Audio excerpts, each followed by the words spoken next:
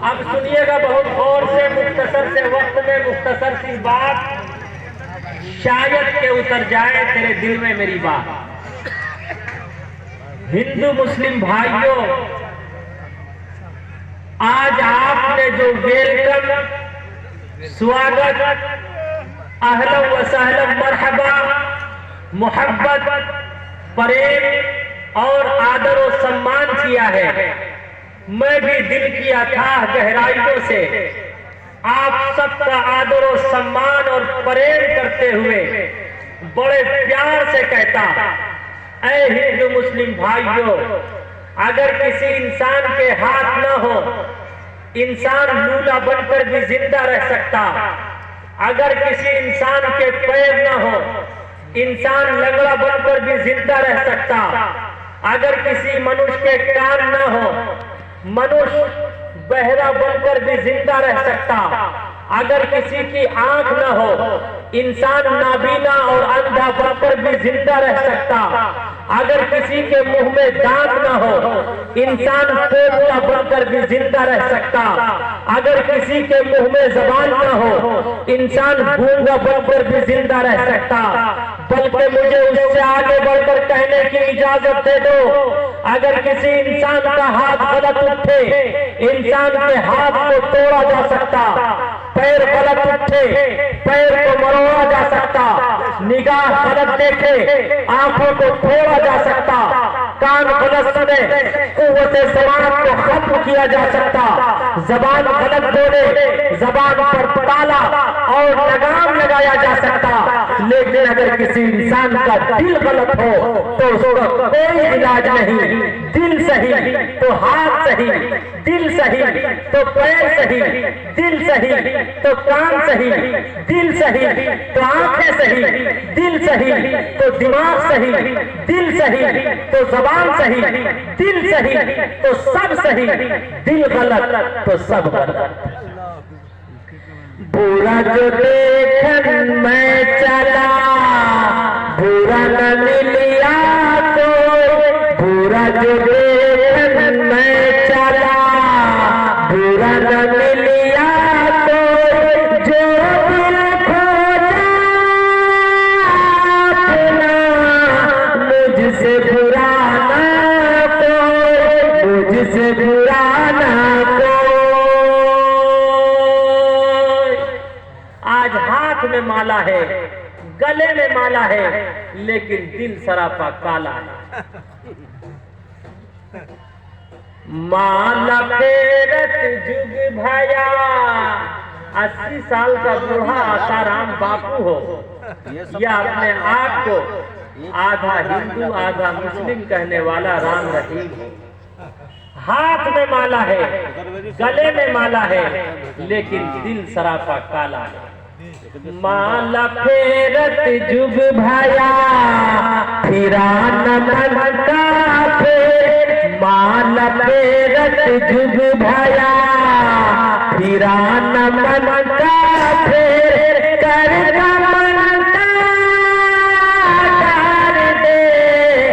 मन का मन का फेर, मन का मन का फेर। गीता का श्लोक है, आप लोग गाड़ी के पीछे लिखा हुआ देखा होगा आप लोगों ने कि कर्म ही पूजा है। ये गीता के श्लोक का अर्थ है, मीनिंग है, कर्म इज वर्शिप, कर्म ही पूजा है। जैसा करोगे वैसा भरोगे।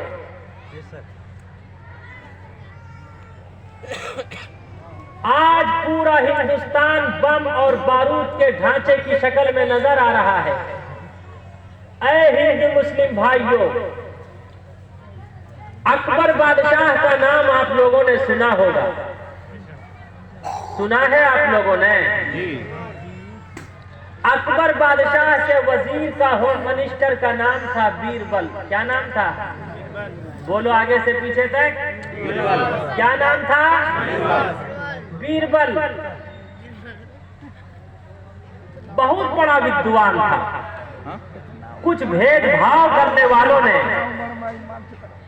अकबर बादशाह से शिकायत की कि आप हम मुसलमानों में से किसी को अपना होम मिनिस्टर, किसी को अपना वजीर बना लीजिए। महेश दास को ही बीरबल कहते हैं, ठीक है। एक साहब कह रहे हैं भाई महेश दास, असल नाम था उनका महेश दास, लेकिन वो बहुत बड़ा विद्वान था, इसीलिए उन्हें बीरबल कहा जाता है।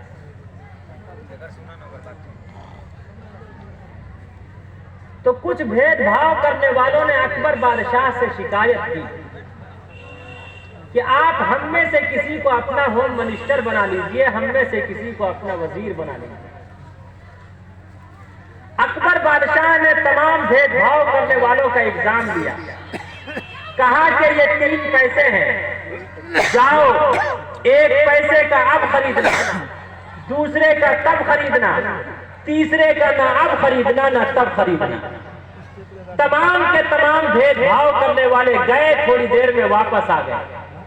कहा बादशाह सलामत, अब मिला तब मिला, ना अब मिला ना तब मिला, तीनों पैसे वापस।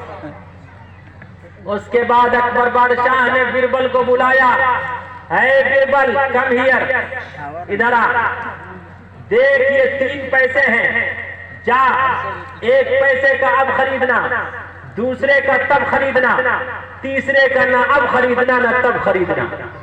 बीरबल तमाम भेदभाव करने वालों को अपने साथ लेकर जाता। देखता क्या है, सुबह सवेरे एक जलेबी की दुकान है, गर्म और ताजी जलेबी बन रही है। 1 पैसे की जलेबी खरीद ली।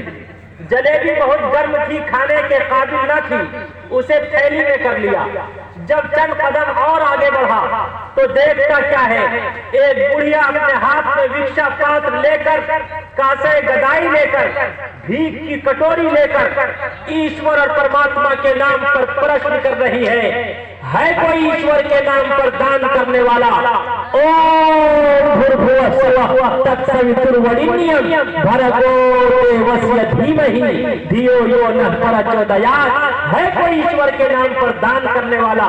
दूसरा पैसा उस बुढ़िया को दान कर दिया।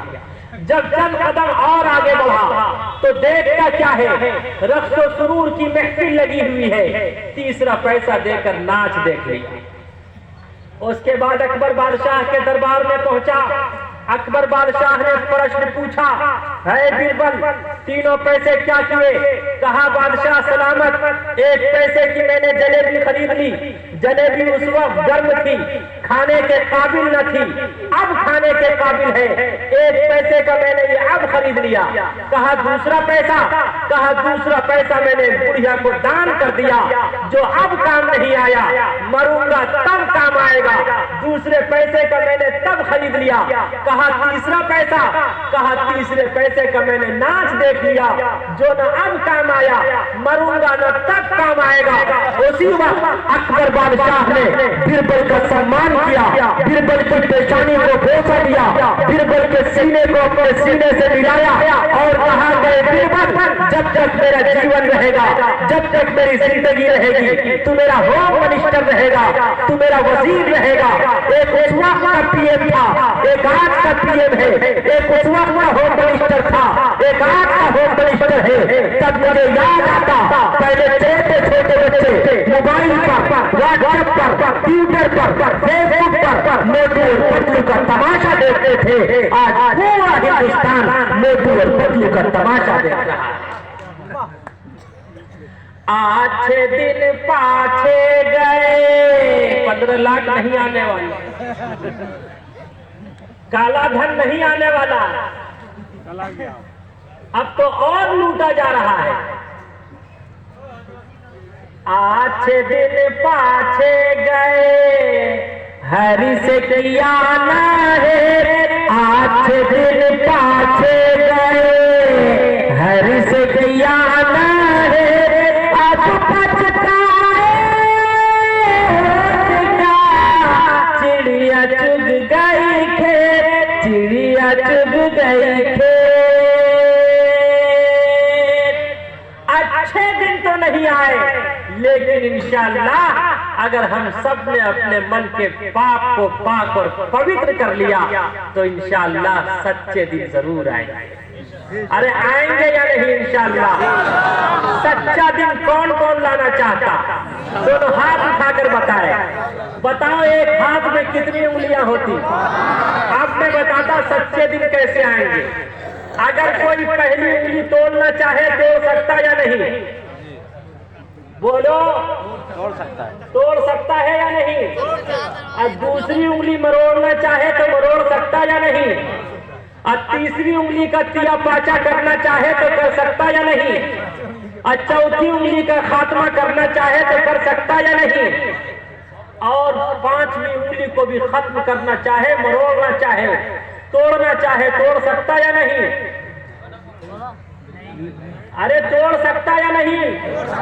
तोड़ सकता है, लेकिन हाथ उठाओ, पांचों उंगलियों को मिलाओ और इसे यूं मोड़ो। अब ये क्या बना?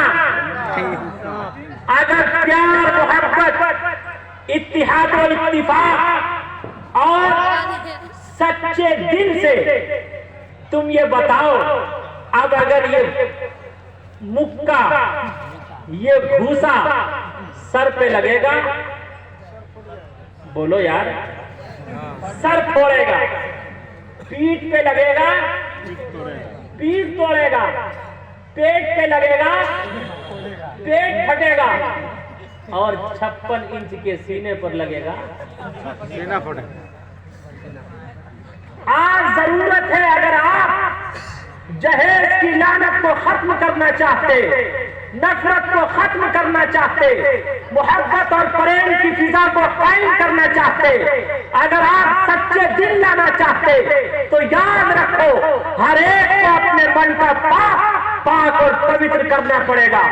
आज हम जहेज की लानत पर एक बहुत बड़ा प्रोग्राम कर रहे हैं, लेकिन ऐ मुसलमानों, जरा सीने पर हाथ रख के बताओ, हम मौलवियों का वही हाल है, हाजी का वही हाल है, मुफ्ती का वही हाल है, जमाती का वही हाल है, अच्छे अच्छे नेताओं का वही हाल है, मुखिया का वही हाल है, वार्ड सदस्य का वही हाल है। जब तक हर एक अपने मन के पाक और पवित्र नहीं करना चाहेगा, खुदा की कसम, न जहेज की लानत खत्म होगी, न नफरत खत्म होगी, मोहब्बत और प्रेम की फिजा आम नहीं होगी।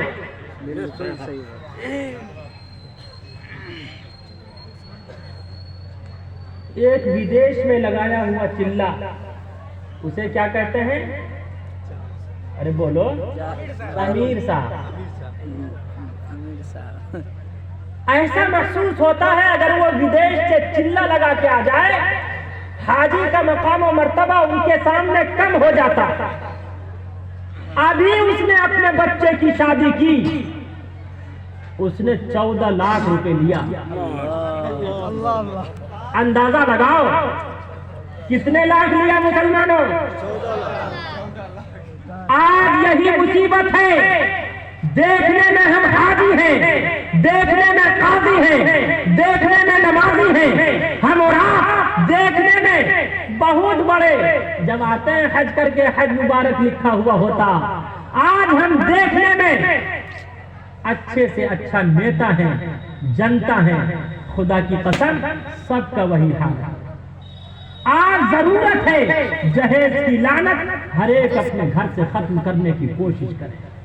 मीर तकी मीर का नाम आपने सुना होगा।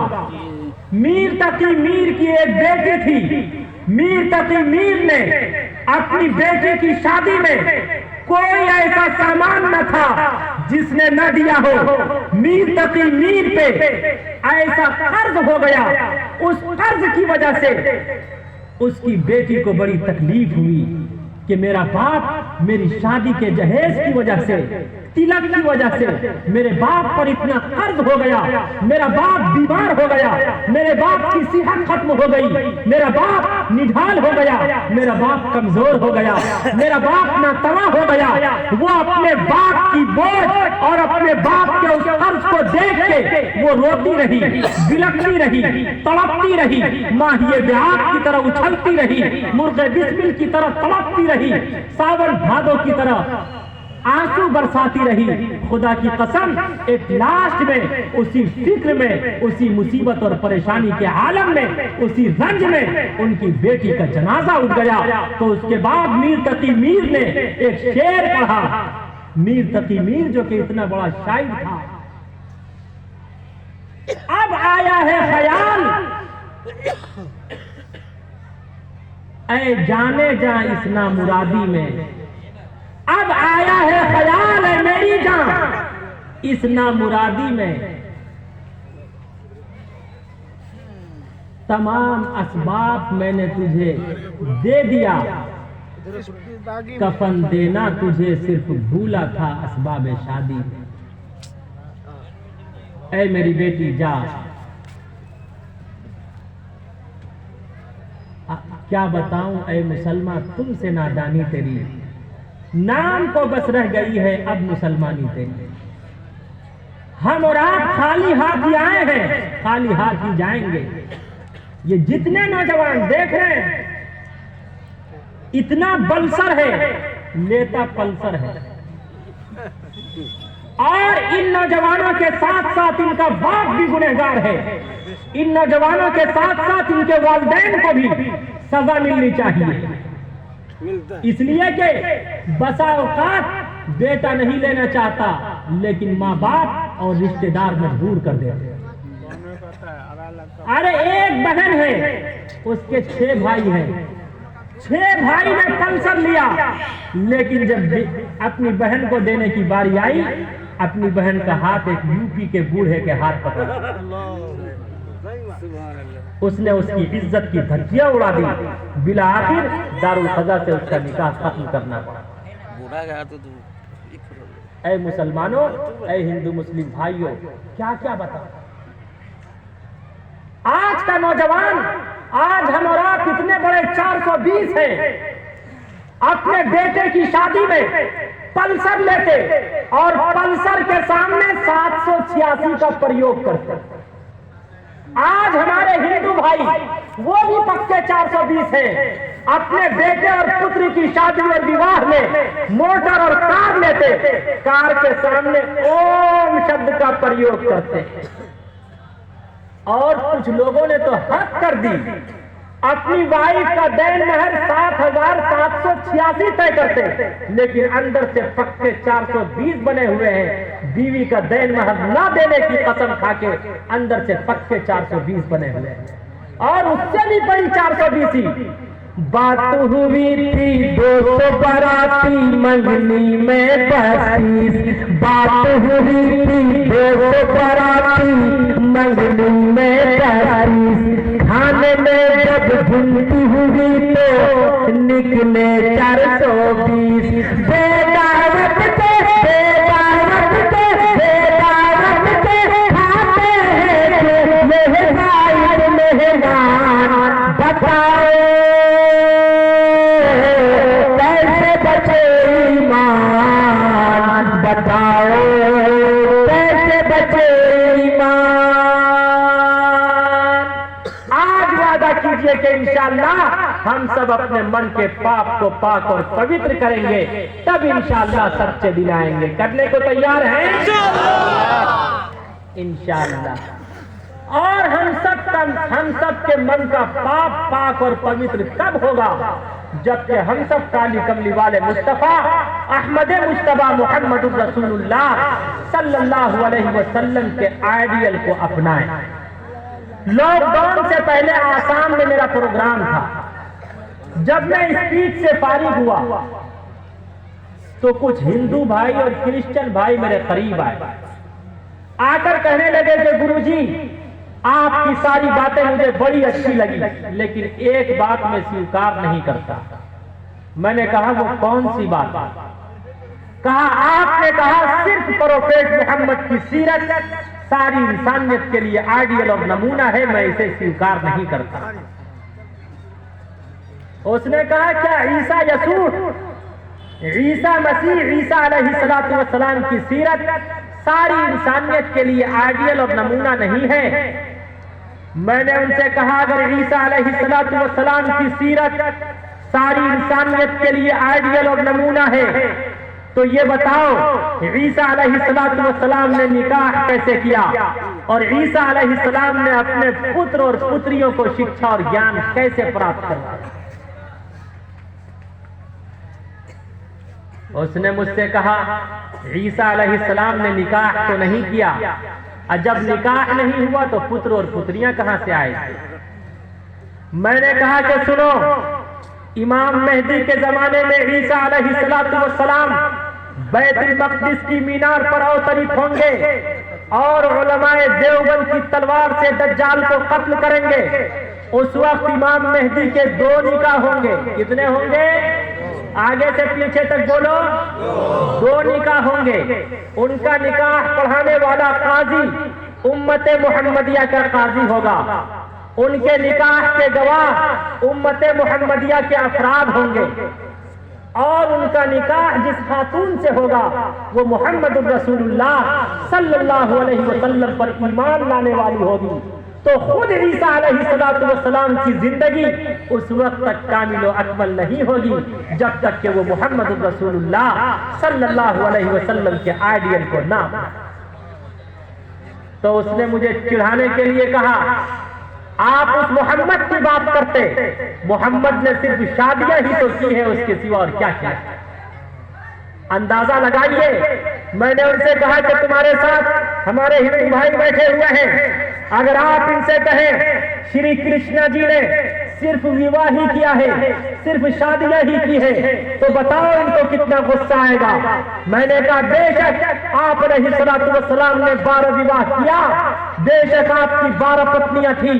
पहली पत्नी का नाम खदीजा था, दूसरी का नाम सौदा था, तीसरी का नाम आयशा था, चौथी का नाम हफ्सा था, पांचवी का नाम ज़ैनब बिनते खुज़ैमा था, छठी का नाम उम्मे सलमा था, सातवीं का नाम ज़ैनब बिनते जहश था, आठवीं का नाम जुवेरिया था, नवीं का नाम उम्मे हबीबा था, 10वीं का नाम सफिया था, 11वीं का नाम मैमूना था, 12वीं का नाम मारिया किस्तिया था, जिसे यमन के बादशाह ने बानगी के तौर पर गिफ्ट किया था।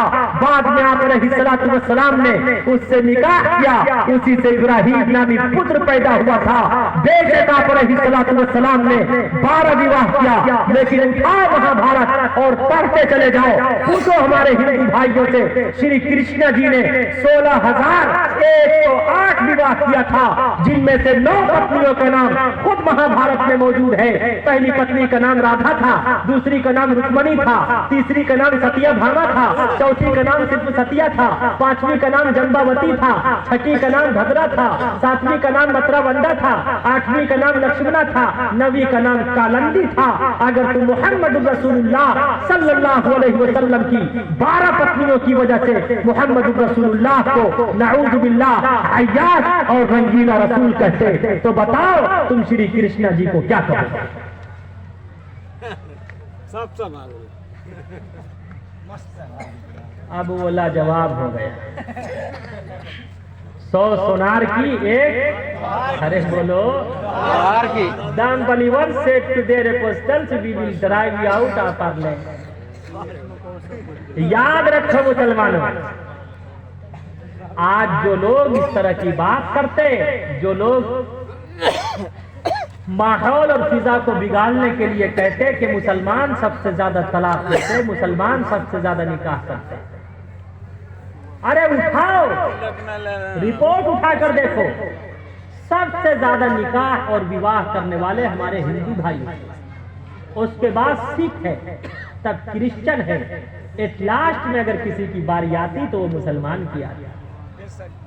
लेकिन जो अपनी माँ बहनों की कभी इज्जत न कर पाए, उन्हें हर वक्त मुस्लिम औरतों की फिक्र रहती है। तो जब मैंने उनके इस क्वेश्चन का ये उत्तर दिया तो उस क्रिश्चियन ने मुझे और लाल पीला करने के लिए मुझसे कहा, तो आप बताइए मोहम्मद साहब ने 12 विवाह क्यों किया? और ये फैजाने देवबंद था, बहुत गौर से सुनिएगा, और ये फैजाने देवबंद था कि उस वक्त उस क्वेश्चन का उत्तर मेरे सल पर अवतरित हुआ। मैंने उनसे कहा कि दुनिया का कोई हस्बैंड, दुनिया का कोई इंसान, दुनिया का कोई मर्द, दुनिया का कोई मनुष्य अगर किसी स्त्री से किसी खातून से विवाह करेगा तो वो इन्हीं 12 खवातीन में से किसी न किसी खातून से विवाह करेगा। वो उम्र में बड़ी होगी या छोटी होगी। कितने हो गए? बोलो आगे से पीछे तक। दो। अमीर होगी। कितने हुए? 3। गरीब होगी, कंवारी होगी, शादीशुदा होगी या मुतल्लका होगी। उसका कॉन्टेक्ट उसी की बिरादरी से होगा या उसकी बिरादरी से नहीं होगा। वो पहले से मुस्लिम होगी या नॉन मुस्लिम होगी। वो मेड सर्विस होगी यानी बांदी होगी। आजाद करने के बाद आपने उससे निकाह किया होगा। कितने हुए? मैंने कहा बेशक आप अलैहिस्सलातु वस्सलाम ने 12 विवाह किया, लेकिन आप अलैहिस्सलातु वस्सलाम ने अपने 12 विवाह के जरिए सारी इंसानियत और मानवता को मोहब्बत और प्रेम का संदेश दिया कि अगर तुम्हारा निकाह किसी ऐसी खातून से हो जो उम्र में बड़ी हो, उसके साथ जीवन उसी तरह बिताना जिस तरह मैंने बिताया। अगर तुम्हारा निकाह किसी ऐसी खातून से हो जो उम्र में छोटी हो, उसके साथ जीवन उसी तरह बिताना जिस तरह मैंने बिताया। अगर तुम्हारा निकाह किसी ऐसी खातून से हो जो अमीर हो, उसके साथ जीवन उसी तरह बिताना जिस तरह मैंने बिताया। अगर तुम्हारा निकाह किसी ऐसी खातून से हो जो गरीब हो। अस्सलामु अलैकुम वरहमतुल्लाहि वबरकातुहू। दोस्तों वीडियो पसंद आए तो वीडियो को सब्सक्राइब कीजिए, लाइक और शेयर कीजिए। कमेंट में लिख के बताइए वीडियो आपको कैसी लगी। दोस्तों पास में लगे बेल आइकन की घंटी को भी प्रेस कर दीजिए ताकि हर नई वीडियो की नोटिफिकेशन